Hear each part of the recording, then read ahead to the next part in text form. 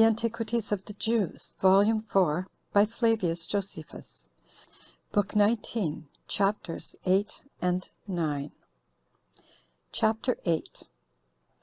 What other acts were done by Agrippa until his death, and after what manner he died.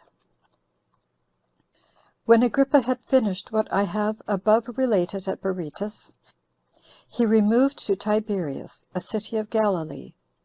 Now he was in great esteem among other kings. Accordingly there came to him Antiochus, king of Commalena, Sampsigerathnus, king of Emesa, and Cotys, who was king of the Lesser Armenia, and Polemo, who was king of Pontus, as also Herod his brother, who was king of Chalcis. All these he treated with agreeable entertainments, and after a manner, and so as to exhibit the greatness of his mind, and so as to appear worthy of those respects which the kings paid to him, by coming thus to see him. However, while these kings stayed with him, Marcus, the president of Syria, came thither. So the king, in order to preserve the respect that was due to the Romans, went out of the city to meet him, as far as 7 furlongs. But this proved to be the beginning of a difference between him and Marcus, for he took with him in his chariot those other kings as his assessors.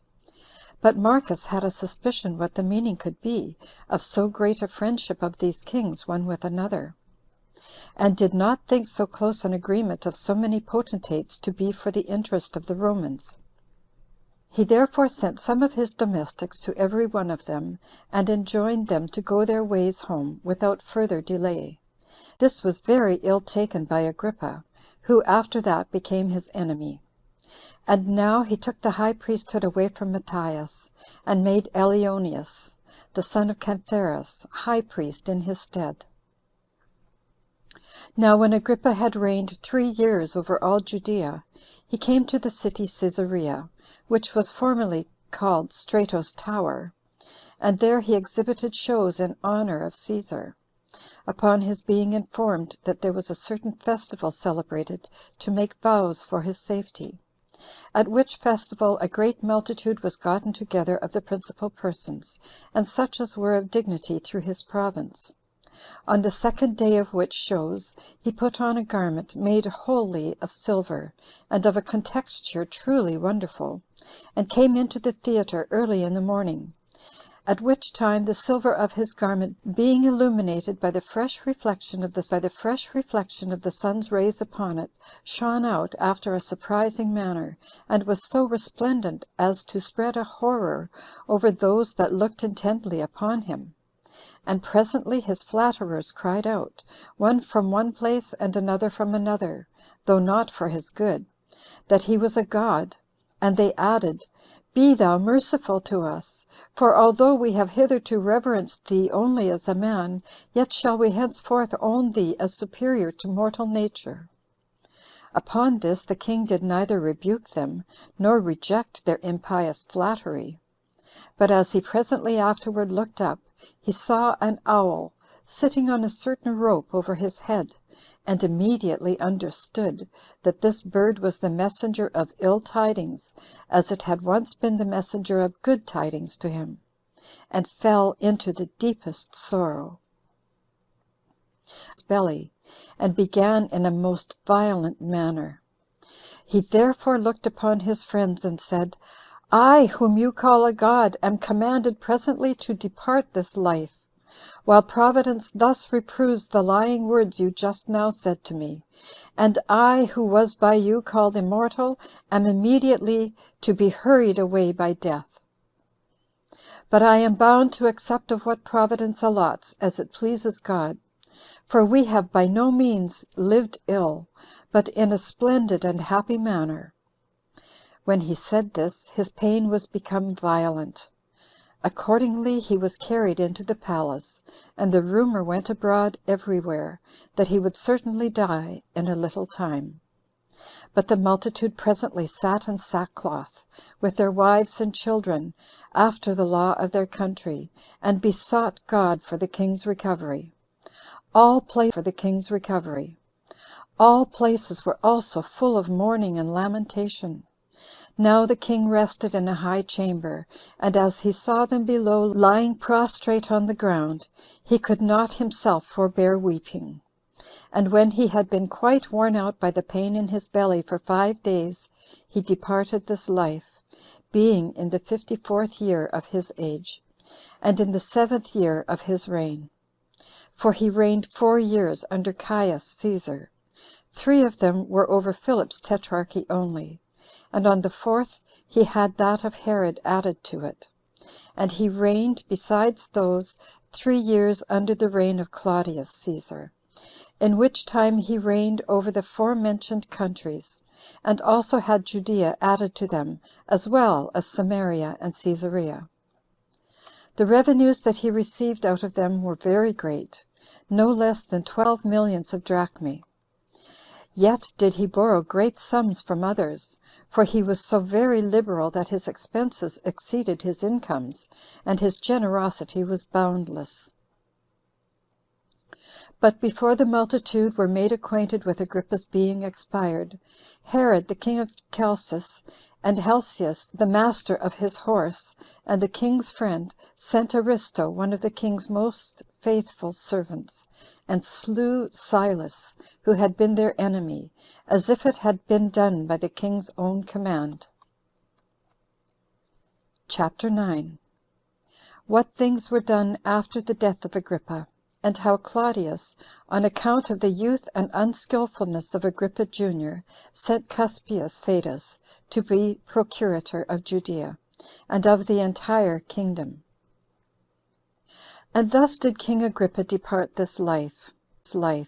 But he left behind him a son, Agrippa by name, a youth in the 17th year of his age, and 3 daughters, one of which, Bernice, was married to Herod, his father's brother, and was 16 years old. The other 2, Mariamne and Drusilla, were still virgins. The former was 10 years old, and Drusilla 6.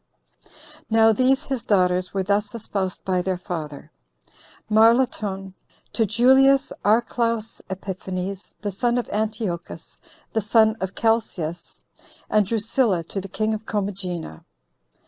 But when it was known that Agrippa was departed this life, the inhabitants of Caesarea and of Sebast forgot the kindnesses he had bestowed on them, and acted the part of the bitterest enemies, for they cast such reproaches upon the deceased as are not fit to be spoken of. And so many of them as were then soldier number went to his house, and hastily carried off the statues of this king's daughters, and all at once carried them into the brothel houses. And when they had set them on the tops of those houses, they abused them to the utmost of their power, and did such things to them as are too indecent to be related. They also laid themselves down in public places, and celebrated general feastings, with garlands on their heads, and with ointments and libations to Charon, and drinking to one another for joy that the king was expired. Nay, they were not only unmindful of Agrippa, who had extended his liberality to them in abundance, but of his grandfather Herod also, who had himself rebuilt their cities, and had raised them havens and temples at vast expenses. Now Agrippa, the son of the deceased, was at Rome, and brought up with Claudius Caesar. And when Caesar was informed that Agrippa was dead, and that the inhabitants of Sebast and Caesarea had abused him, he was sorry for the first news, and was displeased with the ingratitude of those cities. He was therefore disposed to send Agrippa Junior away presently to succeed his father in the kingdom, and was willing to confirm him in it by his oath. But those freedmen and friends of his who had the greatest authority with him dissuaded him from it, and said that it was a dangerous experiment to permit so large a kingdom to come under the government of so very young a man, and one hardly yet arrived at years of discretion, who would not be able to take sufficient care of its administration, while the weight of a kingdom is heavy enough to a grown man. So Caesar thought what they said to be reasonable. Accordingly, he sent Cuspins Fadus to be procurator of Judea, and of the entire kingdom, and paid that respect to the deceased as not to introduce Marcus, who had been at variance with him, into his kingdom. But he determined in the first place to send orders to Fadus, that he should chastise the inhabitants of Cesarea and Sebaste for those abuses they had offered to him that was deceased, and their madness towards his daughters that were still alive, and that he should remove that body of soldiers that were at Cesarea and Sebaste, with the 5 regiments into Pontus, that they might do their military duty there, and that he should choose an equal number of soldiers out of the Roman legions that were in Syria to supply their place. Yet were not those that had such orders actually removed, for by sending ambassadors to Claudius they mollified him, and got leave to abide in Judea still, and these were the very men that became the source of very great calamities to the Jews in after times, and sowed the seeds of that war which began under Florus; whence it was that when Vespasian had subdued the country, he removed them out of his province, as we shall relate hereafter. End of Book 19. Chapters 8 and 9. End of Book 19.